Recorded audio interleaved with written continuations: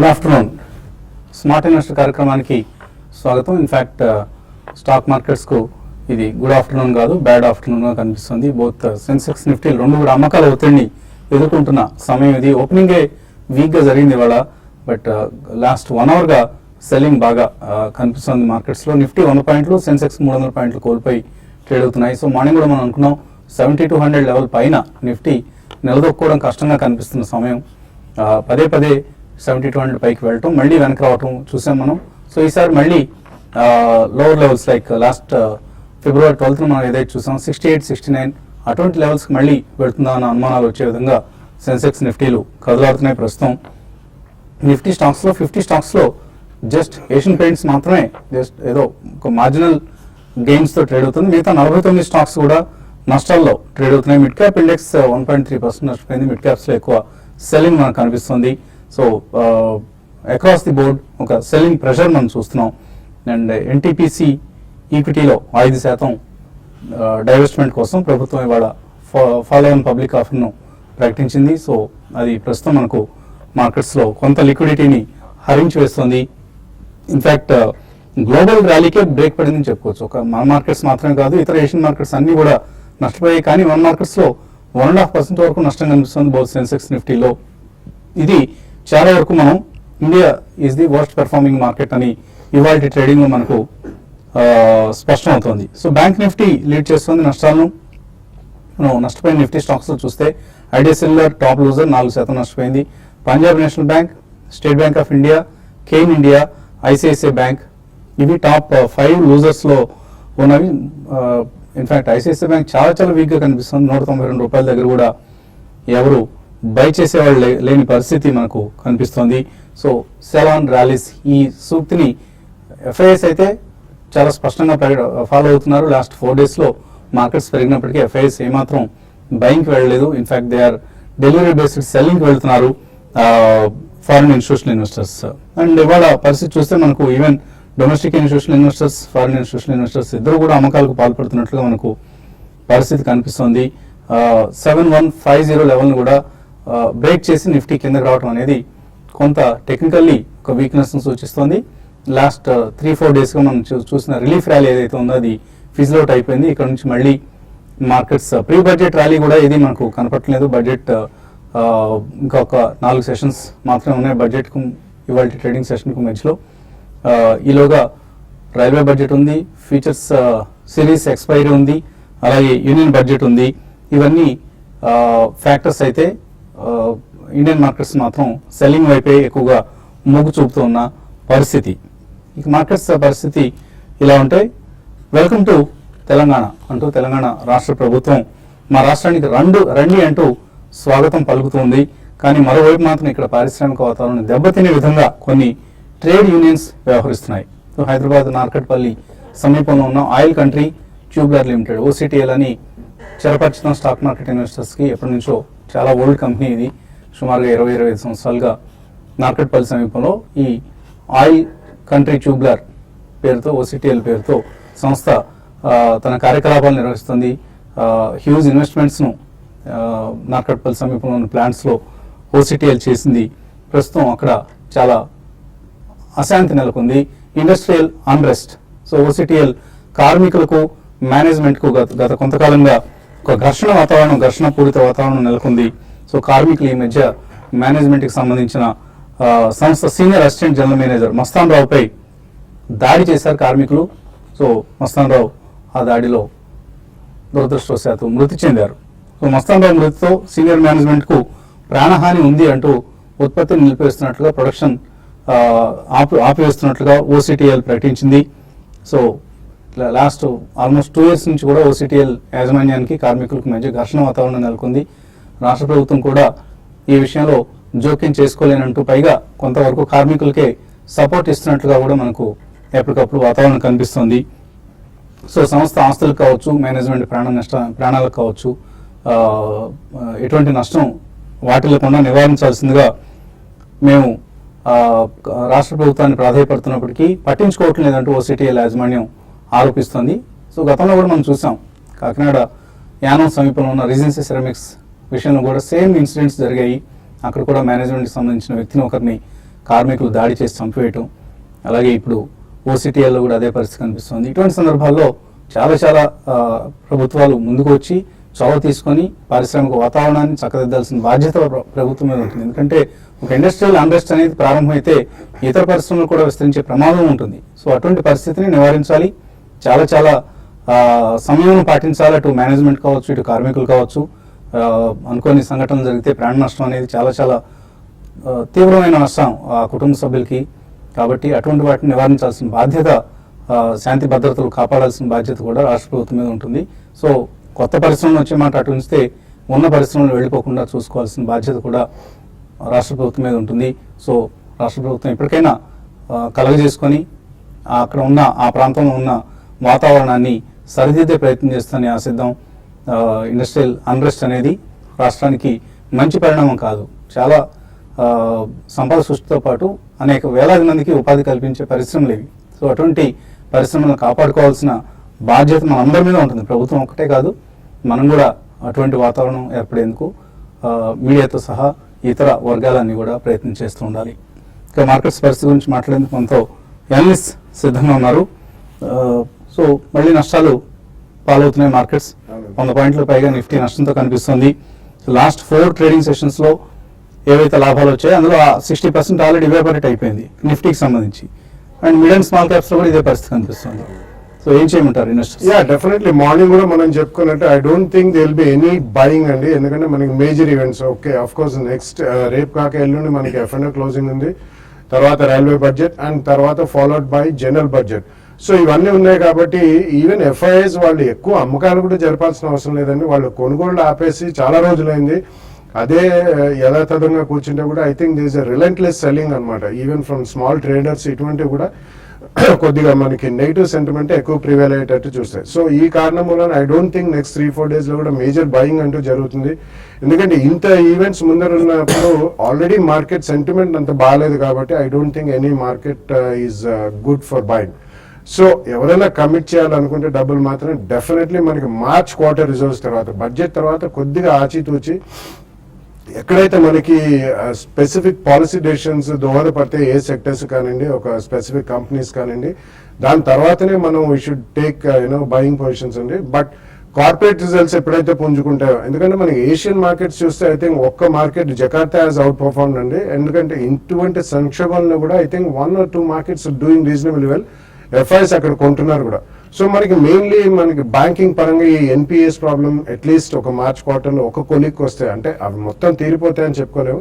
So అటువంటి news వెలువడిన కొద్దీ మనకి కార్పొరేట్ ఫండమెంటల్స్ కొద్దిగా పతిష్టమయ్యే అవకాశం ఉంది. సో అటువంటిప్పుడు మనకి బయింగ్ ఎమర్జ్ అవుతుంది. సో వన్ కెన్ వెయిట్ అండి, be cautious and extremely traders కూడా they have to be extremely cautious అండి. నాట్ ఓన్లీ ఇన్వెస్టర్స్, ట్రేడర్స్ కూడా కాషియస్గా ఉండి జస్ట్ 3-4 డేస్ అయితే డెఫినెట్లీ సైడ్ లైన్స్లో ఉండమని చెప్తాను.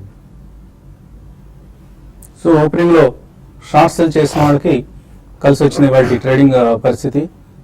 ఈ సమయంలో ఏం చేయాలి ట్రేడర్స్? ఇది కొంచెం డిఫికల్ట్గా ఉందండి. ఎందుకంటే మార్నింగ్ ఇంత ఫాల్ని అయితే ఎక్స్పెక్ట్ చేయలేదు. మార్కెట్ కొంచెం వీక్ ఉండొచ్చు, బట్ 7,200 దగ్గర కొంచెం ఆగడానికి అవకాశం ఉంది అనుకున్నాం. బట్ ఆ లెవెల్స్ అన్ని కూడా బ్రేక్ ఆల్రెడీ మనకి చూసాం. 7,100 లెవెల్కి దగ్గరగా అక్కడికి వచ్చింది. కాబట్టి ఇంత వోలటాలిటీ మార్కెట్లో కొంచెం ట్రేడర్స్ ఎక్కువగా షార్ట్ సెల్ ఉన్న వాళ్ళు ఎక్కువగా గెయిన్ అవుతున్నారు. కాబట్టి మీ షార్ట్ సెల్కి ఇప్పుడు కూడా మార్కెట్స్ ఏంటంటే ఆల్మోస్ట్ లో పాయింట్ ఆఫ్ ది డేలో మనం చూస్తున్నాము ట్రేడ్ అవుతున్నాయి.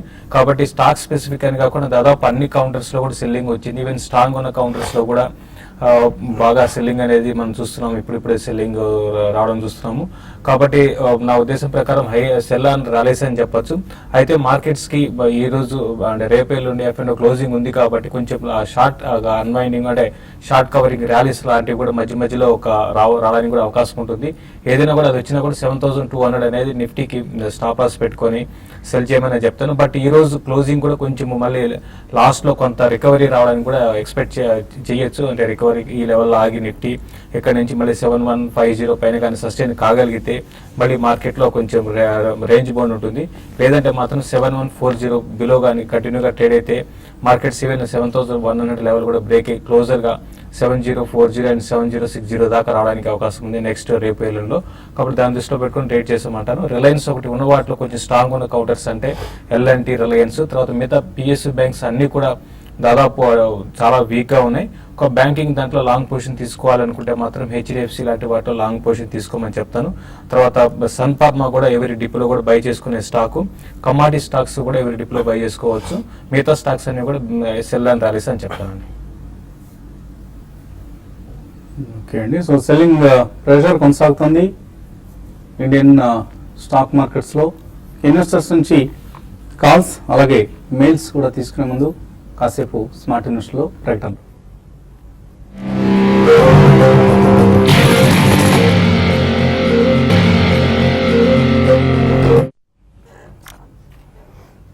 స్మార్ట్ ఇన్వెస్టర్ తిరిగి స్వాగతం.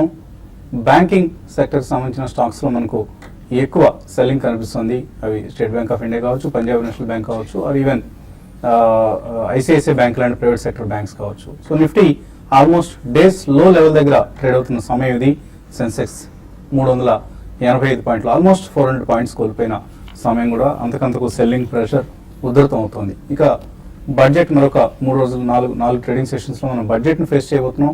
వచ్చే సోమవారం బడ్జెట్ని ప్రవేశపెట్టబోతున్నారు ఆర్థిక మంత్రి అరుణ్ జైట్లీ. ఈ బడ్జెట్ మీద వివిధ రంగాలకు చెందిన ఎక్స్పర్ట్స్ ఎటువంటి డిమాండ్స్ వాళ్ళ దగ్గర ఉన్న, ఎటువంటి అంచనాలు వాళ్ళ దగ్గర ఉన్నాయన్న అంశాన్ని టీవీ5 ప్రతిరోజు ప్రసారం చేస్తుంది. ఇవాల్టి బడ్జెట్ డిమాండ్లో ఐటీ పరిశ్రమ తరపున కెల్టన్ టెక్నాలజీస్, ఒక పైనీరింగ్ కంపెనీ ఇది. So Kelton Technologies president Niranjan Chimta ఏమంటున్నారో ఒకసారి చూద్దాం.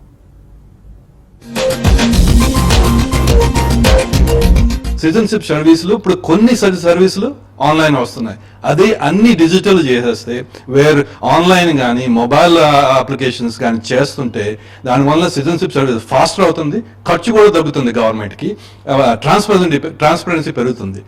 ఇది మోర్ అండ్ మోర్ ఇంప్లిమెంటేషన్ స్టేట్స్కి పుష్ చేస్తే సెంట్రల్ గవర్నమెంట్ ఇంప్లిమెంటేషన్ ఫాస్ట్ అయితే, అది కూడా మోడీ కొన్ని చేశారు. ఇది వరల్డ్ బ్యాంక్ ర్యాంకింగ్ గురించి కానీ స్టేట్ లెవెల్ కాంపిటీషన్ పెరిగి స్టేట్ వర్సెస్ స్టేట్ ర్యాంకింగ్స్ ఇస్తా చాలా చేశారు.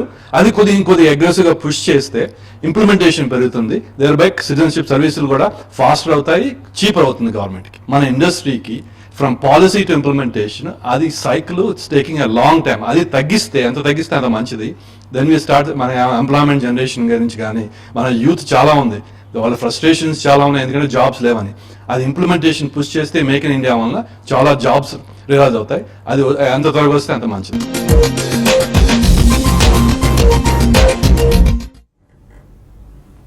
ఇక కాలర్స్ లైన్ ఉన్నారు.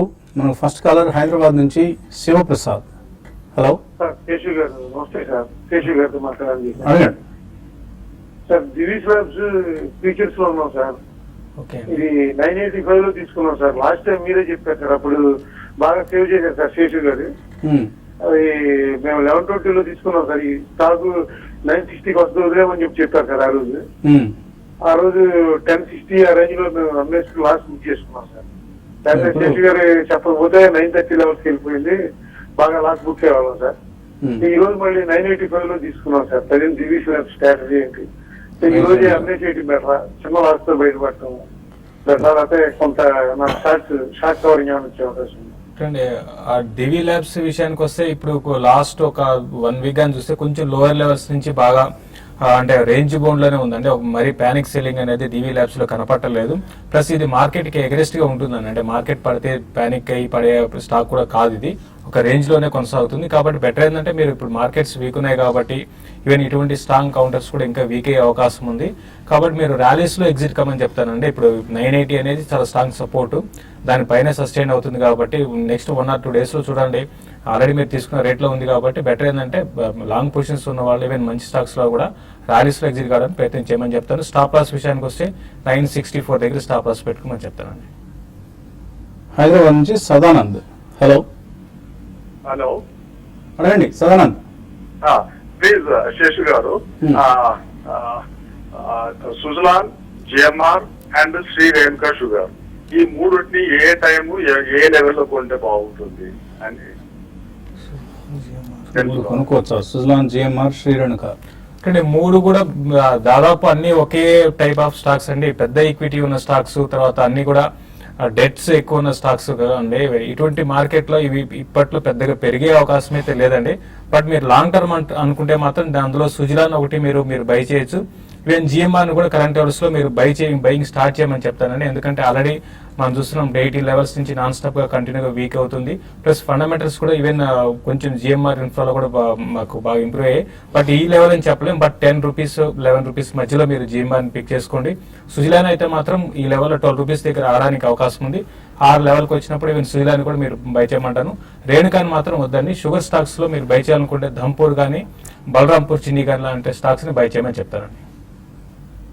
హైదరాబాద్ నుంచి తిరుపతి రెడ్డి లైన్ ఉన్నారు. హలో అడగండి Tirupati Reddy. Hello, good afternoon sir. Good afternoon అడగండి. సార్, డివోన్ హౌసింగ్ మా దగ్గర 2000 షేర్స్ ఉన్నాయి సార్. అయితే ఎక్కడ 220లో తీసుకున్నాను నేను. 220లో ఉన్నాయి. ఇప్పుడు దిగింది కదా, యావరేజ్ లో లెవెల్ లో తీసుకోవచ్చా? దాని గురించి క్లారిటీ కావాలి సార్. ఈ లెవెల్లో దివాన్ హౌసింగ్ యావరేజ్ చేసుకోవచ్చా? దివాన్ హౌసింగ్ కొంచెం హౌసింగ్ ఫైనాన్స్ లో కొంత వీక్ ఉన్న స్టాకేనండి. బట్ మీరంటే ఇక్కడ నుంచి కొంచెం రిస్క్ అనేది ఇంతకుముందు కంపేర్ చేసుకుంటే కొంచెం డౌన్ సైడ్ రిస్క్ అనేది కొంచెం తక్కువే ఉంది. బట్ క్లోజర్ గా 140 ఆ లెవెల్స్ కి వచ్చినప్పుడు దివాన్ హౌసింగ్ ని మీరు యావరేజ్ చేసుకోండి. బట్ ఇమీడియట్ ట్రెండ్ అయితే మాత్రం మళ్ళీ చెప్తున్నాను, మిడ్ క్యాప్ లో పెద్దగా యాక్టివ్ గా ఉండకపోవచ్చు. కాబట్టి దాని దృష్టిలో పెట్టుకోండి. లాంగ్ టర్మ్ కోసం అయితే క్లోజర్ గా 140 ఆ లెవెల్స్ కి వచ్చినప్పుడు దివాన్ మీరు యావరేజ్ చేసుకోండి.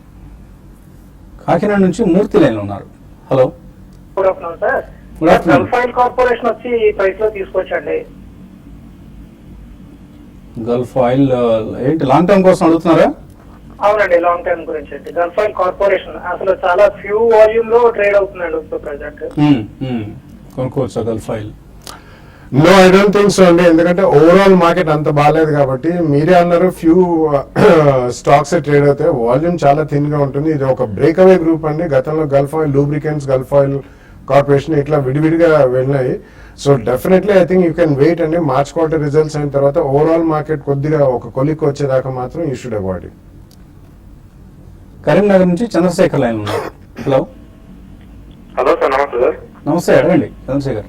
సార్ బాలాగారు అడిగారు సార్. ఏజిస్ లాజిస్టిక్స్ 86 లో ఉన్నాయి సార్. 3500 ఉన్నాయి సార్. ఈ రోజు అది తగ్గడం లేదు, అలాగే ఉంది. మరి అన్ని కంటిన్యూ చేయమంటారు సార్. జిఎస్టీ బిల్ పాస్ అయితే ఫ్రీగా అవుతుంది సార్.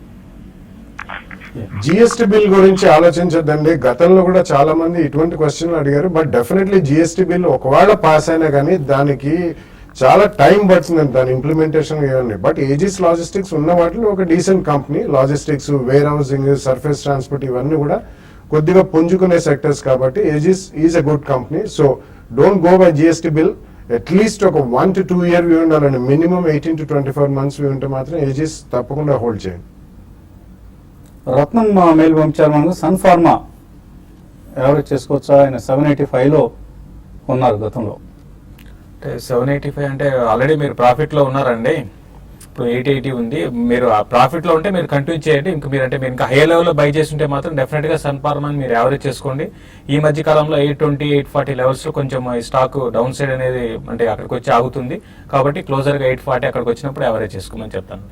కృష్ణారెడ్డి అడుగుతున్నారు, పిఎన్బి కొన్నారు ఆయన 145లో గతంలో 1000 షేర్లు కొన్నారు. హోల్డ్ చేసి ఎగ్జిట్ కావచ్చా? దాదాపు సగం అయిపోయిందండి. ఇప్పుడు ఈ టైంలో మీరు హోల్డ్ చేయమనే చెప్తానండి. ఎగ్జిట్ ఎందుకంటే ఆల్మోస్ట్ మల్టీ ఇయర్ లోస్ లో ఉంది. కాబట్టి హోల్డ్ చేయండి. ఇంకా ఫర్దర్ కావాలంటే యాడ్ చేసుకోండి. కానీ దీంట్లో కాకుండా వేరే ప్రైవేట్ బ్యాంక్స్ లో మీరు ఇన్వెస్ట్ చేయమంటాను. ఇప్పుడున్న పరిస్థితిలో పెద్దగా పెరిగే అవకాశం అయితే కనపట్లేదండి. చంద్రశేఖర్ అడుగుతున్నారు, డిఎల్ఎఫ్, కేసీపీ ఈ లెవెల్ నుంచి స్టార్ట్ చేసి ఎస్ఐపి చేయొచ్చా? నాట్ ఎ గుడ్ ఐడియా అండి. Definitely not a good idea. So there are better stocks. ఈ లెవెల్ నుంచి మీరు ఒకవేళ ఎస్ఐపి చేయదలుచుకున్న post budget front line stocks లో చేయండి. ఇటువంటి చిన్న రైజ్ వచ్చినా కానీ హెవీ సెల్లింగ్ కి గురవుతాయి. వెంకట్ అడుగుతున్నారు, మార్చ్ నిఫ్టీ ఆల్ లేదా పుట్ ఆప్షన్స్ రికమెండ్ చేయమంటున్నారు. మార్చి అంటే బడ్జెట్ ఉంది కాబట్టి చెప్పడం కష్టం అండి. దీనికన్నా మీరు బెటర్ ఏంటంటే 7500 కాల్ ని రైట్ చేయండి అండి. At the same time 6800 put ని రైట్ చేయండి. అది ఈ రోజే చేయమని చెప్తాను. ఎందుకంటే బడ్జెట్ ఉంది కాబట్టి ప్రీమియమ్స్ ఎక్కువ ఉన్నాయి. మీరు కాల్ ఆప్షన్, పుట్ ఆప్షన్ తీసుకునే బదులు ఆ ఆప్షన్స్ లో రైటింగ్ లో చేయమని చెప్తానండి. అక్రాస్ ది గ్లోబ్ సెల్లింగ్ అనిపిస్తుంది. బోత్ యూరోపియన్ మార్కెట్స్ కూడా ఓపెన్ అయిన రేట్స్ చూస్తే అన్ని నెగిటివ్ గానే ట్రేడ్ అవుతున్నాయి. All major European indices. So మన మార్కెట్స్లో కూడా గ్లోబల్ మార్కెట్స్ అనుగుణంగా ఇంకా కొంత అండర్ పెర్ఫామ్ చేస్తూ సెల్లింగ్ కనిపిస్తుంది. అలాగే తర్వాత మెయిల్ పుల్లారావు అడుగుతున్నారు. ఎస్ బ్యాంక్ ఫీచర్స్లో తీసుకున్నారు 714లో, అలాగే ఎస్బీఐ ఫీచర్స్ 161లో ఉన్నాయి. హోల్డ్ చేయొచ్చా, లాస్ బుక్ చేయడం బెటరా? చూడండి, ఎస్బీఐ అయితే 161 అంటే 161, 165 లెవెల్స్ రావడానికి అవకాశం ఉందండి. మీరు హోల్డ్ చేయండి. నెక్స్ట్ రేపు లో కొంచెం 160 పైన క్లోజ్ అయ్యే అవకాశం ఉంది. ఈవెన్ ఎస్ బ్యాంక్ కూడా ఈ లెవెల్ ఆగొచ్చండి. క్లోజర్ గా 680 దగ్గర చాలా స్ట్రాంగ్ సపోర్ట్ ఉంది. ఆల్రెడీ 3% కరెక్ట్ అయింది. కాబట్టి ఇంకా మీరు ఇంకొక లాట్ కూడా ఫర్దర్ గా ఎస్ బ్యాంక్ ని యావరేజ్ చేసుకొని 680 దగ్గర స్టాప్ లాస్ పెట్టుకోండి. రేపేళ్ళలో ర్యాలీస్ వచ్చినప్పుడు మీరు ఎగ్జిట్ కమ్మని చెప్తాను. వెంకటరామరెడ్డి అడుగుతున్నారు, అంబుజా, ఫిన్లెక్స్ కేబుల్స్, ర్యాలీస్ ఈ మూడు కూడా బడ్జెట్ దృష్ట్యా కొనుక్కోవచ్చా after budget? In fact yeah, Finolex cables recent times లో కొద్దిగా స్టేబుల్ గానే ఉందండి. So definitely I think Ambuja అంటే I don't know which Ambuja cements, Gujarat Ambuja exports ఉంది, చాలా ఉన్నాయండి. But Finolex cables I think you can attempt after budget అండి. But 2 price points about 10-12% correction ఉండొచ్చు, అది మాత్రం గమనించాలి. శశికాంత్ అడుగుతున్నారు, State Bank of India, LNT కొనుక్కోవచ్చా, ఇక్కడ యావరేజ్ చేసుకోవచ్చా? రెండు కూడా యావరేజ్ చేసుకోండి అండి. కొంచెం డౌన్ సైడ్ రిస్క్ డెఫినెట్ గా ఉంటుంది, ఎందుకంటే మార్కెట్ ఏది ఎగ్జాక్ట్ లో అని చెప్పలేము. బట్ రెండు కూడా క్వాలిటీ స్టాక్స్ కాబట్టి యావరేజ్ చేసుకోండి. యాదగిరి అడుగుతున్నారు, RIIL 400 రూపాయలకు ఉన్నారు, 6 months హోల్డ్ చేద్దాం అనుకుంటున్నారు, హోల్డ్ చేయొచ్చా? RIIL లో మీరు 6 months కోసం హోల్డ్ చేయొచ్చండి. బట్ ఉన్న వాటిలో కొంచెం వీక్ గానే ఉంది. 6 months కోసం అయితే హోల్డ్ చేయమని చెప్తాను. BHEL 114లో, యాక్షన్ కన్స్ట్రక్షన్ ఎక్విప్మెంట్ 41లో ఉన్నారు, కమల్ షార్ట్ టర్మ్ కోసం ఏం చేయాలి? ఒకటి BHEL 114, 120 దాకా క్లోజర్ గా రావడానికి అవకాశం ఉందండి. బట్ యాక్షన్ కన్స్ట్రక్షన్స్ మాత్రం కొంచెం వీక్ ఉంది. ఇది మాత్రం షార్ట్ టర్మ్ కొంచెం వీక్ గానే ఉండే అవకాశం ఉందండి. చోళమండలం షేర్స్ కొనుక్కోవచ్చా ఇక్కడ? చోళమండలం ఇన్వెస్ట్మెంట్ షేర్లు శశికాంత్ అడుగుతున్నారు. ఉన్న వాటిలో it's one of the good NBFCs అండి, అండ్ మురుగప్ప గ్రూప్ కి చెందింది. సో డెఫినెట్లీ మీరు 2 price points లో పోస్ట్ బడ్జెట్ కొనుక్కోండి. వెంకట్ అడుగుతున్నారు, మల్టీ బ్యాగర్ స్టాక్స్ రికమెండ్ చేయమంటున్నారు లంసం కోసం, అలాగే SIP కోసం కూడా. రేపు ఉదయం మనం బిజినెస్ బ్రేక్ఫాస్ట్ సమయంలో లాంచ్ చేయబోతున్నాం ఒక రికమెండేషన్ సర్వీసెస్ను. కొద్దిగా సబ్స్క్రిప్షన్ చెల్లిస్తే చక్కటి రికమెండేషన్స్ మన అనలిస్ట్ అందిస్తారు. ఎందుకంటే వాళ్ళ రీసెర్చ్ ఎఫర్ట్కి మనం పే చేయాల్సిన అమౌంట్ అది కూడా చాలా స్వల్ప మొత్తంలో నిర్ణయించిన సబ్స్క్రిప్షన్ అమౌంట్. రేపు ఉదయం 8:30 to 9:30 ఈ వ్యవధిలో ఈ సర్వీసెస్ సంబంధించిన పూర్తి వివరాలు మీకు అందిస్తాం. So don't miss out. రేపు పొద్దున బిజినెస్ బ్రేక్ఫాస్ట్ షోలో మళ్ళీ కలుద్దాం.